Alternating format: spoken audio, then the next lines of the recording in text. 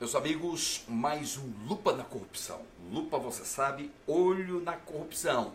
Eu, professor Luiz Flávio, estou aqui ao lado do professor Roberto Liviano, diretor e presidente do Instituto Não Aceito Corrupção.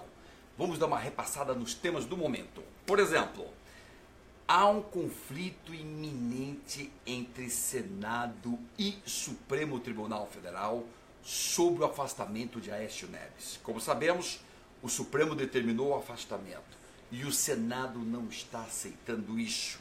O que é que nós vamos ter como capítulos seguintes desta história toda terrível? E eu já me posiciono. O Supremo acertou em afastar Aécio Neves. É o meu artigo de hoje. Veja lá meu artigo de hoje.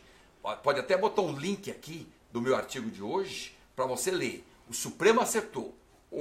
Quem é acusado de corrupção não pode estar exercendo funções do Senado. Acertou o afastamento. Correto. O Supremo não pode contestar isso. E se contestar é puro corporativismo. É o meu artigo de hoje por uma razão. Só dou esse fundamento. A imunidade prisional de parlamentar é funcional. É em razão da função. Não é pessoal. Logo, isso existe para quando um tirano começa a atrapalhar as funções do parlamentar. Não é o caso. Aqui o Supremo, dentro da lei 319 do CPP, determinou o afastamento. Não é um ato de tirania que está impedindo o parlamento de funcionar. Essa é a razão da imunidade prisional. Portanto, no caso do Aécio, não existe justificativa para que se diga que o Supremo errou. Acertou, está correto, e nós devemos apoiar o Supremo no que toca ao afastamento. Avante, avante. Roberto. Luiz, um bom dia a você e a todos que nos veem, nos ouvem. Eu concordo inteiramente com você. Nós não podemos confundir imunidade com impunidade. A impunidade é uma das grandes barreiras no Brasil ao combate à corrupção, não é?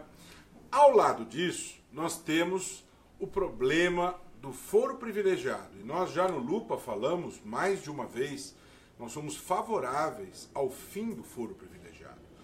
O projeto Supremo em números da FGV, que examinou de 2011 a 2016, 404 ações penais que deram entrada no Supremo, 0,74% resultaram em condenação. Portanto, lamentavelmente, ali nós temos muita impunidade. Temos impunidade e os políticos, Luiz, se acostumaram com a impunidade. O grande problema que nós vivemos no Brasil é que as velhas raposas da política se acostumaram com um país em que nada acontecia. E não perceberam ainda, a ficha não caiu ainda, não perceberam que estamos num país em que as coisas estão se modificando. Os ministros Barroso, sendo o relator, Rosa Weber, e o terceiro ministro foi o ministro Fux, decidiram com elevada coragem, grande espírito público, de maneira regular, dentro dos termos da Constituição, e afastaram o senador Aécio Neves. Senadores são servidores do povo, como são servidores todos aqueles que estão no serviço público, como são promotores, como são juízes, como são prefeitos, todos são servidores do povo, sujeitos à lei. Podem ser afastados, sim, não estão acima da lei. A lei de improbidade, por exemplo, prevê o afastamento das funções. Se as pessoas de escalões inferiores podem ser afastados, por que senadores não podem ser? Será que a lógica deste raciocínio imagina que os senadores teriam um sangue de cor diferente e por isso não estariam sujeitos à lei? Não vivemos mais na monarquia. Aqui é república, aqui é democracia. Estão sujeitos à lei.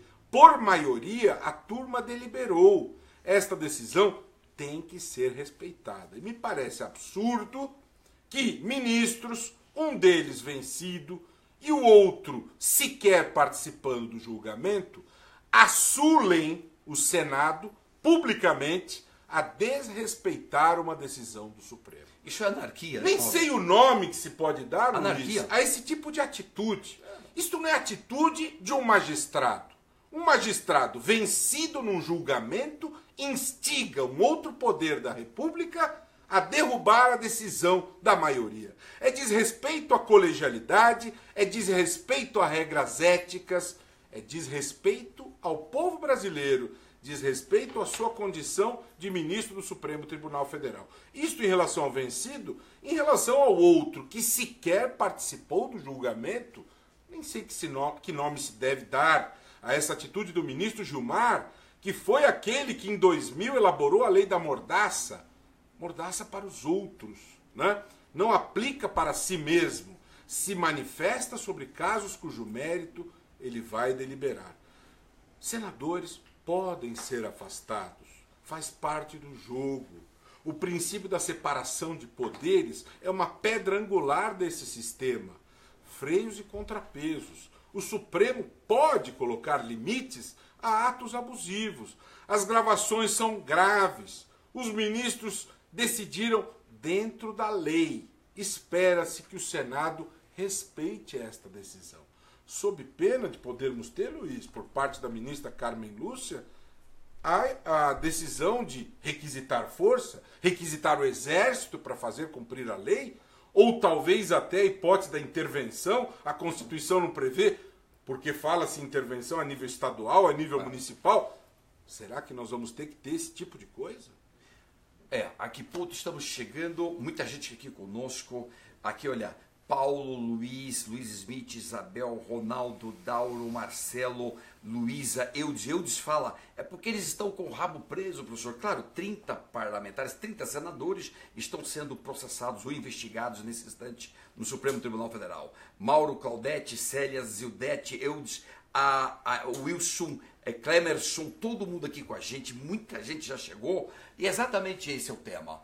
O Senado está querendo provocar uma crise institucional, não cumprir a decisão do Supremo e deveria o quê? Recorra. Não concorde, recorra. E a Carmen Lúcia, regras do jogo, né, dentro da regra do jogo, e a Carmen Lúcia, ponderadamente, já marcou para o dia 11, já está indo para o dia 11 no plenário do Supremo. Para que o Senado vai afrontar uma decisão da primeira turma se dia 11 já vai para o plenário? Exato, e uma questão interessante, Luiz, essa semana em Davos foi publicado um relatório segundo o qual, após verificação em 139 países do mundo, os políticos do Brasil foram considerados os menos confiáveis do mundo. Do mundo, os piores Por políticos quê? do mundo. Por que será? Né? Fatos como este consolidam esta baixa credibilidade nos políticos do país, porque as instituições não são respeitadas. Né? Pior que ser considerado o pior do mundo é que os venezuelanos, os políticos venezuelanos estão na posição 133, o paraguaio está na posição 134 e o Brasil está na posição 137 de 137 países pesquisados. Ou seja, já atrás da Argentina, do Paraguai, da Bolívia, da Venezuela, impressionante. Fim do mundo. Antônio com a gente, está aqui José, Rodrigo, Luísa, muita gente aqui do Brasil todo sintonizado nesse instante aqui com a gente. E eles querendo implantar aqui o distritão de Vanuatu, do Afeganistão, dos Emirados Árabes e do Kuwait. É para preservar o poder corrupto. Exatamente. Eles fazem de tudo. Também nessa semana, quarta-feira, candidaturas avulsas, candidaturas independentes de partidos políticos. O tema entrou na pauta do Supremo. Quarta-feira, dia 4. Dia 4, o Supremo vai analisar se admite ou não admite candidaturas avulsas. Eu, particularmente, sou totalmente favorável. 90% dos países ocidentais admitem candidaturas avulsas. Portanto, nós não podemos proibir esta participação popular nas eleições, ou seja, rompe o monopólio dos partidos políticos. Vamos ver o que é que o Supremo vai decidir. Eu sou favorável a essas candidaturas avulsas. Você que está chegando agora em nossa transmissão, este é o nosso Lupa na Corrupção e hoje estamos falando sobre a crise entre os poderes do Supremo, estamos falando agora sobre a questão das candidaturas avulsas. Você pode participar em tempo real enviando a sua pergunta ou curtindo e compartilhando este vídeo. Esse tema, Luiz, eu estive no Jornal da Cultura, na bancada, comentando as notícias na semana passada, junto com o professor José Álvaro Moisés. E este assunto entrou em pauta, eu respeito muito o professor José Álvaro. Aliás, ele é um dos fundadores do Instituto, junto comigo, e eu tenho por ele muito respeito e admiração. E do ponto de vista da ciência política, lógico que eu gostaria de concordar com o professor José Álvaro que o ideal, o melhor dos mundos seria a democracia pelos partidos. Né? No entanto, a coisa desceu a ladeira a tal ponto que nós temos aí 35 partidos em que hoje você tem a coerência zero. Né? Eles são empresas. Eles querem a fatia do fundo partidário. Eles querem barganhar tempo de TV. Eles dão legenda a fichas imundas. Eles não respeitam nenhuma regra. Eles fazem as coligações mais estapafúrdias.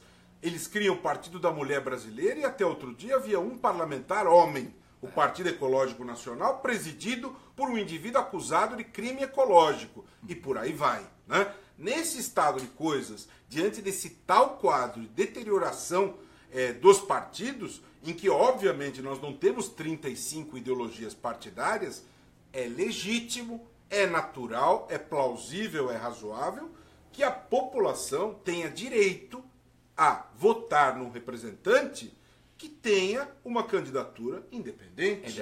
É um direito natural, né? O Pacto de San José da Costa Rica fala no exercício do direito político independentemente de vinculação a partido. Então nós estamos falando de direito natural, de um direito de natureza universal. Lógico que o ideal é que nós tivéssemos um sistema partidário saudável, que respeitasse a regra do jogo. Mas aqui, sequer ao arrepio do interesse da sociedade, pouco importando se falta dinheiro para saúde, educação, saneamento, moradia, fundão bilionário para manter no poder os compadres, os cupinchas, sequer o distritão de Vanuatu, Afeganistão, Emirados Árabes e Kuwait, para quê? Para impedir a renovação política.